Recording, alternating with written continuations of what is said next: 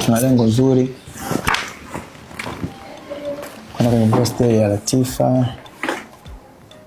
Bwana, siku ya kuzaliwa binti wa Diamond Platnumz, Princess Tifa, imezua gumzo kwa mitandao ya kijamii baada ya msanii Diamond kusimulia kwa uchungu kilichosababisha siweze kusherehekea pamoja na binti yake siku ya kuzaliwa pale Afrika Kusini. Diamond Platnumz ameendelea kuonyesha kuwa ni mzazi bora sio bora mzazi baada ya kukodi ndege milioni 400 kwa ajili ya sherehe hiyo ya binti yake.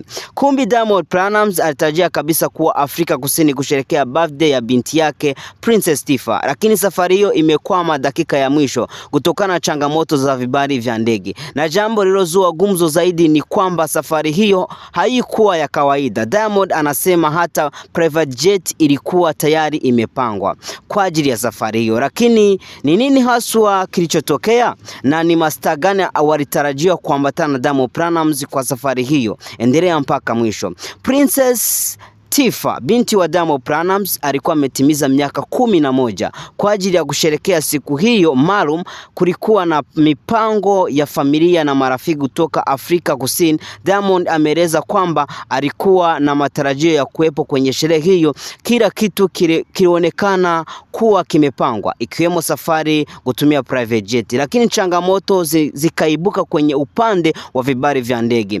Kutokana na hilo, safari haikuweza kufanyika kama ilivyotarajiwa. Hii imekuwa habari kubwa kwa mashabiki kwa sababu Diamond Platnumz alikuwa ametarajiwa kuwa sehemu ya sherehe hiyo muhimu ya mtoto wake Tifa Princess, na safari pia ilitarajiwa kuwa na sura nyingi za mastaa kutoka kwenye burudani ya Tanzania pamoja na watoto wao. Miongoni mwa waliotarajiwa kuambatana katika safari hiyo ni familia ya Billnass, Nenga na Nandy pamoja na msanii Mario, Rayvanny na Fyvanny, lakini pia na Tanasha Donna ambaye ni mama wa mtoto wa Diamond, Nasib Jr. Kwa hiyo kama safari ingefanyika kama ilivyopangwa, huenda Afrika Kusini kungekuwa na mkusanyiko mkubwa wa mastaa wa Tanzania na familia zao kwa ajili ya birthday ya mtoto wa Diamond Platnumz, Tifa. Lakini swali linalobaki ni hili: je, Diamond ataweza kufika baadaye kuambatana na familia yake Afrika Kusini au mipango imebadilika kabisa? Kwa sasa Diamond amesema changamoto ya vibali vya ndege ndio ilifanya ashindwe kufika kama alivyotarajia, lakini birthday ya Tifa bado